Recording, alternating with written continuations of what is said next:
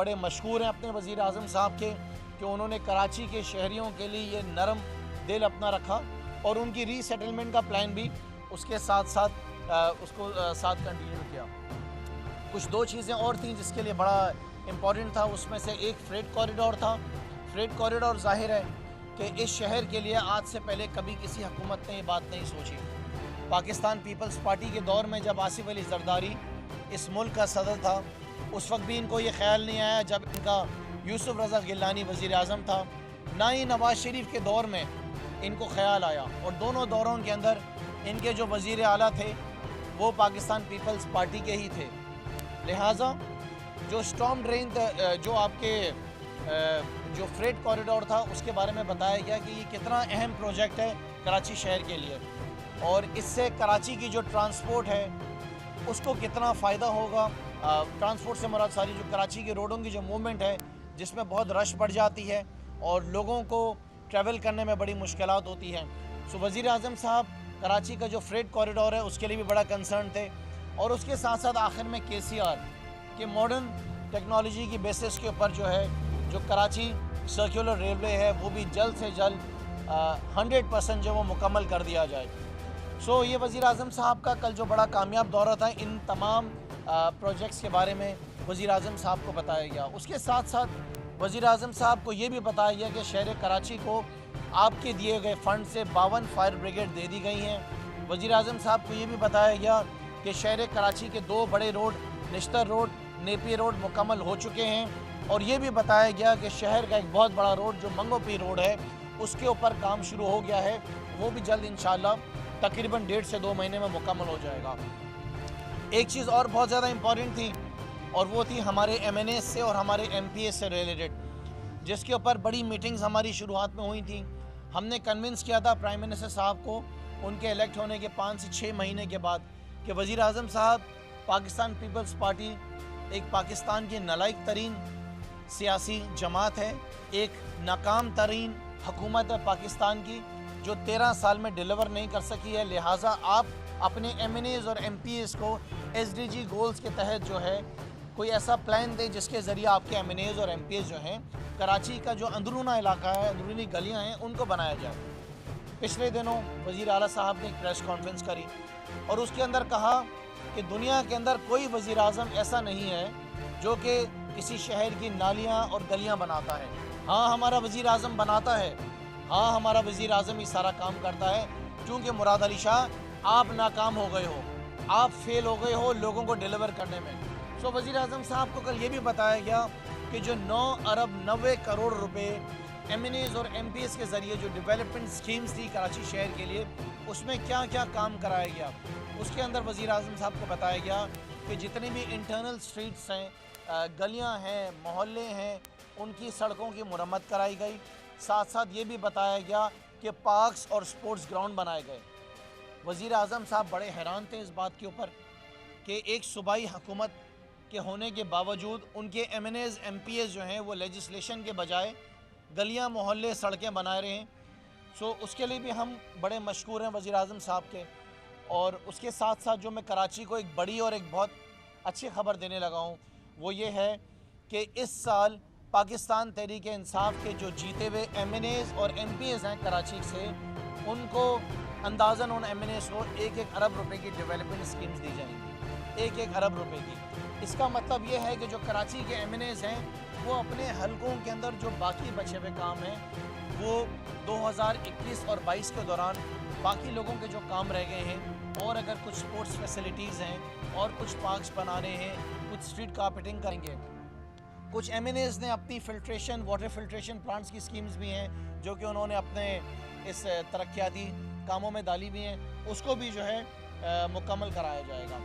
सो ये सारी चीज़ें थी जो मैं आपको सबको बताना चाहता था कि कल जो वज़ीर आज़म का ये एक कामयाब दौरा था, जिसमें मैंने आपसे कहा कि वज़ीर आज़म साहब मुस्कराते हुए कराची से गए थे, खुशी से कराची से खुशी समेटते हुए कराची से गए थे कि उनकी टीम बड़ा ज़बरदस्त काम कर रही है। कराची में वज़ीर आज़म के MNAs MPs उनकी कराची की तंजीम बड़ा ज़बरदस्त काम कर रही है।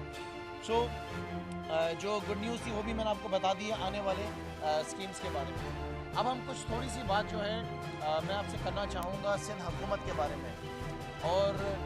कल जो है मेरी नज़र से ख़बर गुजरी और वो ख़बर ये थी कि इस सूबे का वज़ीर आला जो कि नलाई के आला है, उन्होंने नैब से डिमांड की है या डिमांड करने जा रहे हैं अपनी कैबिनेट मीटिंग में।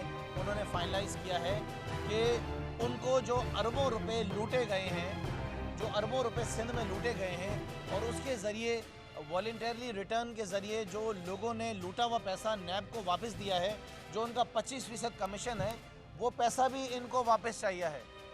सो सबसे पहले तो इस बात की इंडोर्समेंट हो गई मीर साहब, इस बात की इंडोर्समेंट हो गई कि पाकिस्तान पीपल्स पार्टी के इस दौर के अंदर नैब ने ये जो पैसा रिकवर किया करप्शन का, वो सही साबित हो गया।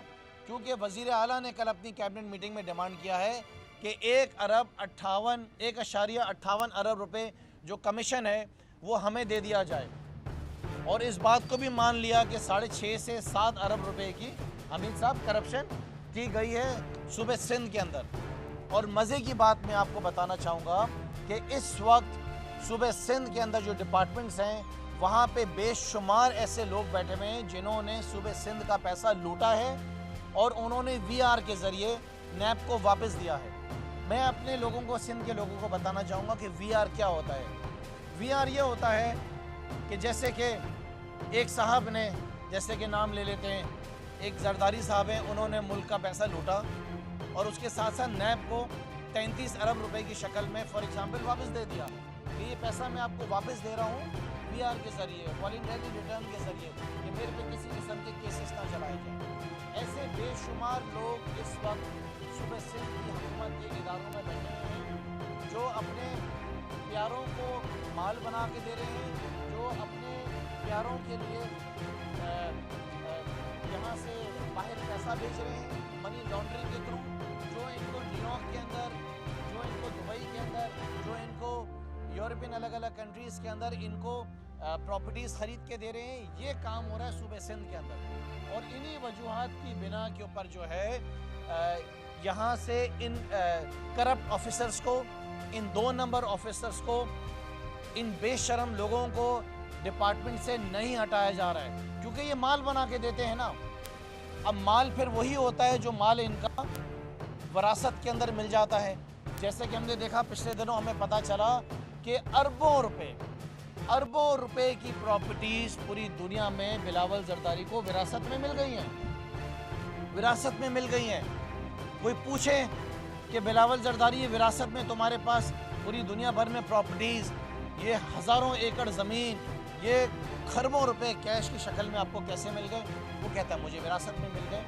तो इसी तरीके से ये करप्ट लोग सिंध के डिपार्टमेंट से बैठे हुए हैं, जो इन सियासतदानों को पैसा बना के देते हैं, इनको माल बना के देते हैं। आखिर के अंदर मैं आपको ये बात हाईलाइट करना चाहूँगा कि पाकिस्तान तहरीक इंसाफ ने अपनी काबिलियत की बिना के ऊपर, अपनी परफॉर्मेंस के बिना के ऊपर हाई कोर्ट के अंदर एक पिटीशन फाइल की है, और वो पिटीशन है आर्टिकल 140A के तहत। हमने हाई कोर्ट से गुजारिश की है कि आइन ये कहता है कि जब बलदियाती निज़ाम को 120 दिन पूरे हो जाएंगे तो यहाँ पे बलदियाती इलेक्शंस होने चाहिए। हम कॉन्फिडेंट हैं, हमने कराची के शहर के लिए बहुत खिदमत की है, हमने बहुत काम किया है, हमारे वोटर्स सेटिस्फाइड हैं, हमारे MNAs और MPAs ने लोगों के साथ अपना वक्त गुजारा है। उस बेसिस के ऊपर हमने ये अदालतों से गुजारिश की है कि आर्टिकल 140A के तहत सूबे सिंध के अंदर फौरी तौर पर बलदियाती इलेक्शंस कराए जाएँ। और उसके साथ साथ हमने अपने ऑनरेबल जजेस से ये भी गुजारिश की है कि इस बात की भी नज़रसानी की जाए कि एक शख्स जिसका नाम मुर्तज़ा वहाब है, जो कि बिलावल जरदारी का ब्लू आइट बॉय है, जिसकी ज़िम्मेदारियां जो हैं सन कोटे पे आए हुए, उसकी ज़िम्मेदारियां हैं कि उसने शायद माल इकट्ठा करके देना है, काम इस शहर के लिए कुछ भी नहीं करना है, जिन्होंने खाली फ़ोटोग्राफी करनी है, तस्वीरें अपनी बनानी है, लोगों को बेवकूफ़ बनाना है, वो शख्स एडमिनिस्ट्रेटर कराची नहीं हो सकता, क्योंकि ये एक इंटरिम पीरियड है। इस इंटरिम पीरियड के दौरान हुकूमत की ज़िम्मेदारी है कि वो इलेक्शंस की तैयारी कराए, और अगर किसी शख्स को लेकर आ रही है तो वो आने वाले बलदियाती इलेक्शंस के ऊपर जो है असरअंदाज करेगी। तो हमें इस बात के ऊपर बहुत यकीन है कि इंशाअल्लाह ताला अदालतें, जो कि पिछले दिनों चीफ जस्टिस साहब ने इस केस को देखा है, उनकी अदालत में ये केस लगा था, मुझे अपनी अदालतों के ऊपर यकीन है, मुझे अपने चीफ जस्टिस साहब के ऊपर यकीन है कि हमारे इस केस को कंसिडर किया जाएगा और ये जो एक मुसीबत बनकर सूबे सिंध की हुकूमत हमारे मुल्क के अंदर, हमारे इनफैक्ट सूबे के अंदर एक काबिज़ हुई भी है, इसका जो है इसका ख़ात्मा होगा इंशाअल्लाह ताला बहुत जल्द। और आर्टिकल 140A के तहत हम देखेंगे कि सिंध के अंदर हमारी इस पेटिशन के तहत जल्द जो है वो बलदियाती इलेक्शन होंगे। शुक्रिया।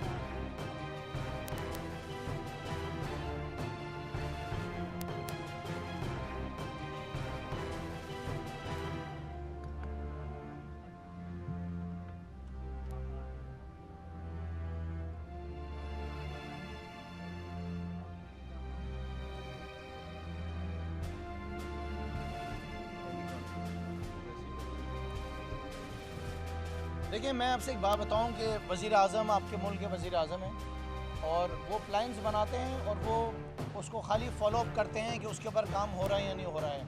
आपने देखा कि पिछले दिनों काफ़ी सारे ऐसे मिनिस्टर्स थे जिनको तब्दील भी कर दिया गया है, उनके पोर्टफोलियोज़ भी चेंज किए और कुछ को हटा भी दिया गया है। इसका मतलब है कि वज़ीर आज़म की जो नज़र है वो सब के ऊपर नज़र है, हर शख्स को देख रहे हैं, हर मिनिस्टर को देख रहे हैं, हर डिपार्टमेंट के ऊपर देख रहे हैं। परफॉर्मेंस चेक करने के लिए एक पूरा सिस्टम बना दिया गया है। सो वज़ीर आज़म साहब का कल का जो ट्रिप था वो हाफिज़ साहब ऐसा ही था कि वो इस बात का फॉलो अप लेना चाहते थे। मसरूफियत ज़ाहिर है उनकी बहुत सारी हैं, पूरे पाकिस्तान को देखना है, पाकिस्तान की फ़ॉरेन पॉलिसी को देखना है, अफ़गानिस्तान में जो मसाइल चल रहे हैं उसको भी देखना है, जो कश्मीर का इशू है उसको भी आपके वज़ीर आज़म देख रहे हैं।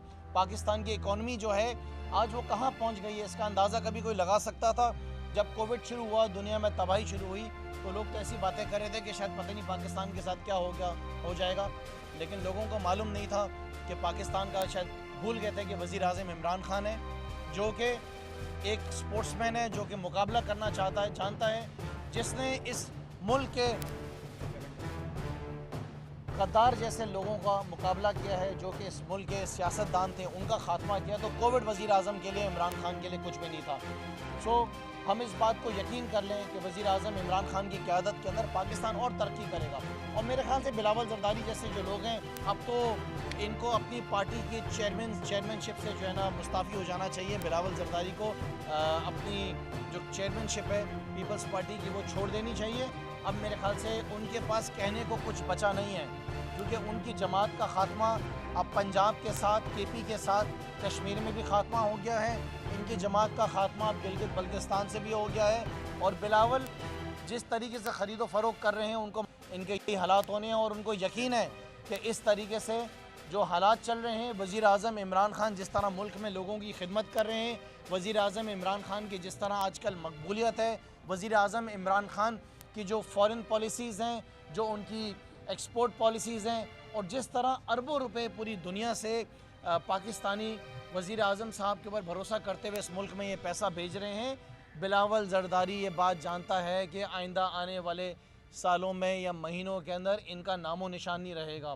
मैं आज आपको ये बात बोल रहा हूँ हाफिज़ साहब कि पाकिस्तान के अंदर आने वाले सियासत में पीपल्स पार्टी और PMLN का कोई काम नहीं है। अगर ऑपोजिशन होगी भी शायद तो कोई नई सियासी जमात आएगी। इनका मुस्तकबिल मुझे कुछ नज़र नहीं आ रहा है, जिस तरीके से ये एक्सपोज हो गए। क्योंकि हमीद साहब आज से पहले कभी इनको किसी ने एक्सपोज ही नहीं किया।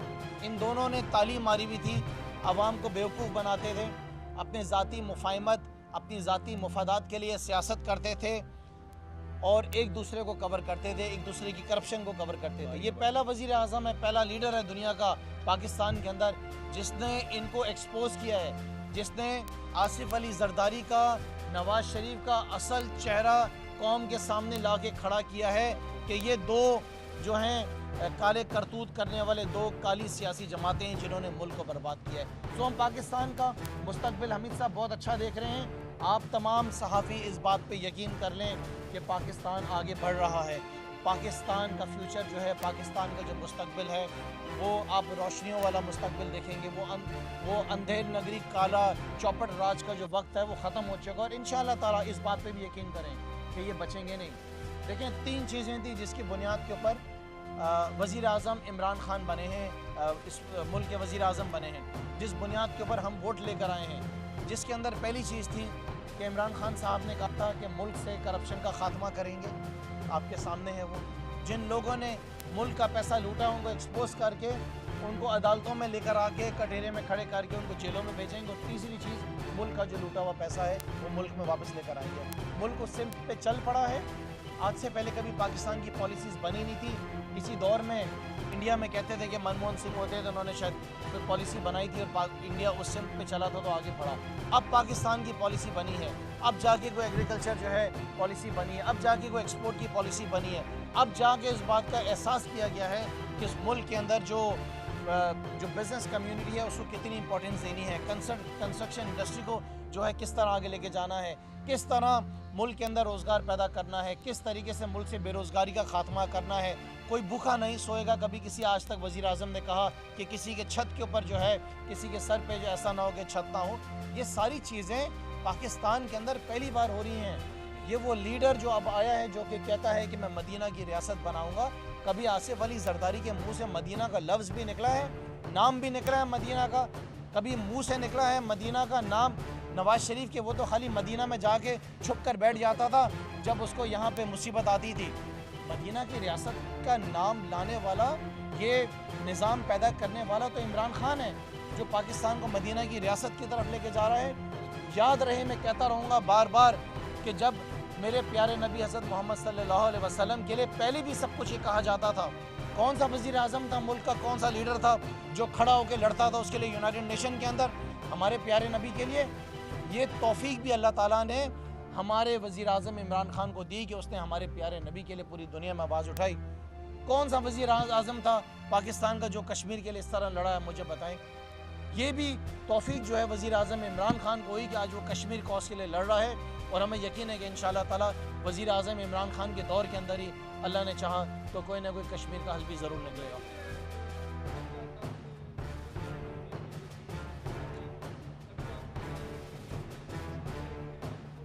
जी सर, ये मैं आपको खुशखबरी मैं आपको दूँ, आपको बताऊँ कि जो ग्रीन लाइन की जो बसेस हैं वो चाइना पोर्ट पे पहुंच चुकी हैं। कल ट्वीट भी किया है गवर्नर साहब ने, और ये हम उम्मीद कर रहे हैं कि within some weeks Karachi पहुंच जाएंगी और इसका जो ट्रायल रन होगा वो इंशाल्लाह ताला अगले महीने के फर्स्ट वीक में शुरू हो जाएगा।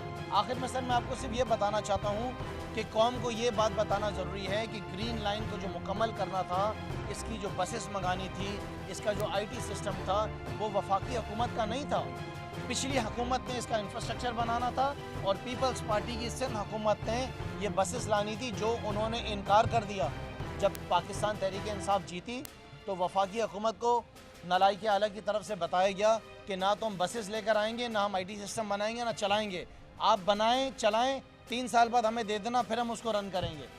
सो हमने तो ये जो काम किया है, ये काम हमारी जिम्मेदारी नहीं थी, लेकिन क्योंकि कराची के लोगों ने वज़ीर आज़म साहब को वोट दिया है, इस वजह से इस बात को मद्देनज़र रखते हुए वज़ीर आज़म इमरान खान ने कहा कि नहीं, ग्रीन लाइन का प्रोजेक्ट जो है वो हम मुकम्मल करेंगे और डिलीवर करेंगे।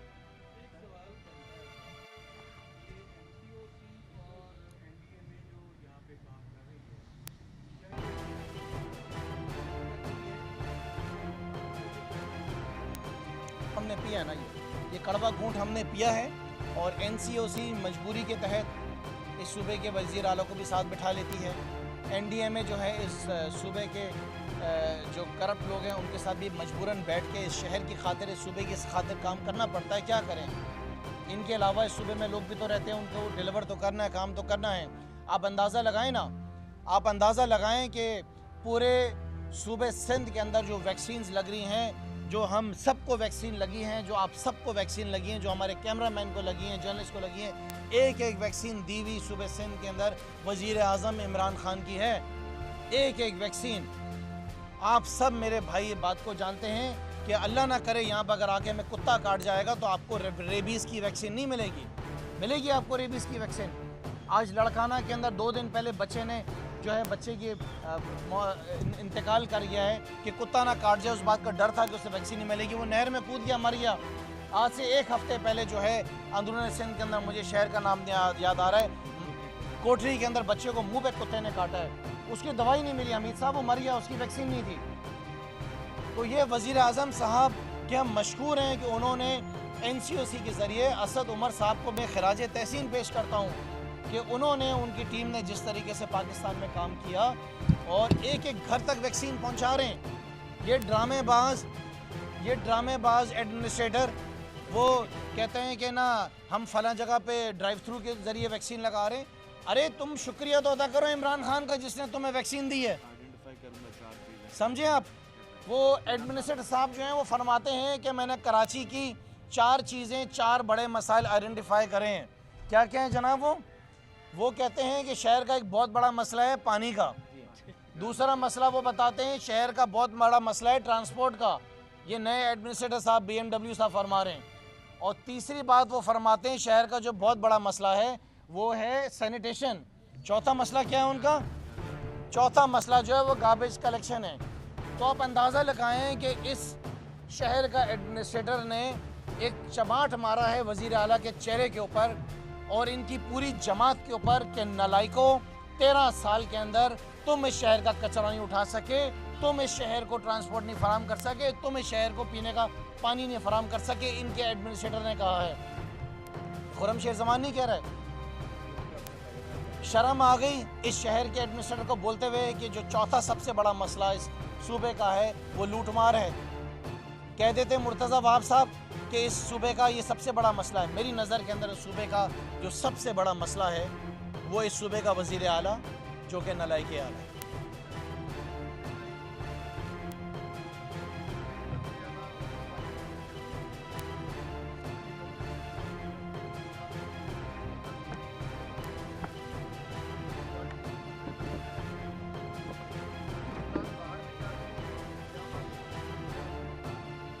मामला बाहर आ जाते हैं, मैं आपको बता देता हूँ। मामला बड़ा साफ है हमीद साहब। मामला पता नहीं कहाँ पे अटका हुआ है। एक तो ये चीज़ हमें बता दी, दूसरा ये कि इन फ्यूचर ये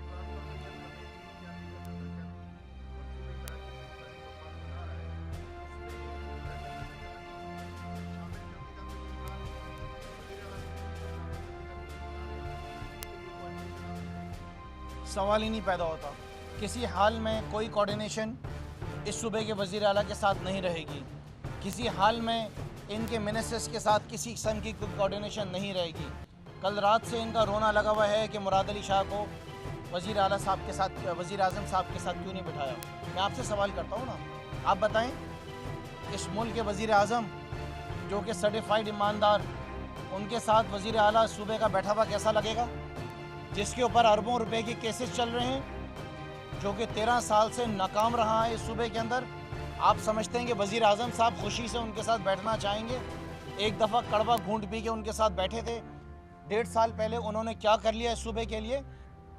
सो हम पाकिस्तान पीपल्स पार्टी जो कि करप्ट सियासी जमात, जो कि इनकी जमात के अपने लोग अपने लोगों से सवाल कर कर के थक गए कि कब तक लूटमार चलती रहेगी, कब सूबे सिंध के लोगों को पीने का पानी मिलेगा, कब बच्चों को स्कूलों में तालीम मिलेगी, कब अस्पतालों में इलाज मिलेगा, कब सूबे सिंध के अंदर जो लॉ एंड ऑर्डर के हालात हों बेहतर होंगे।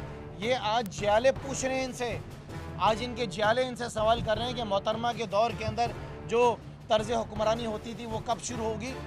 तो मैं जियालों को एक बात बताना चाहता हूँ कि प्यारे जियाले, ये हुकूमत जो है, ये सियासी जमात जो है वो मोहतरमा बेनज़ीर भुट्टो साहबा की नहीं है, ये आसिफ अली ज़रदारी की जमात है।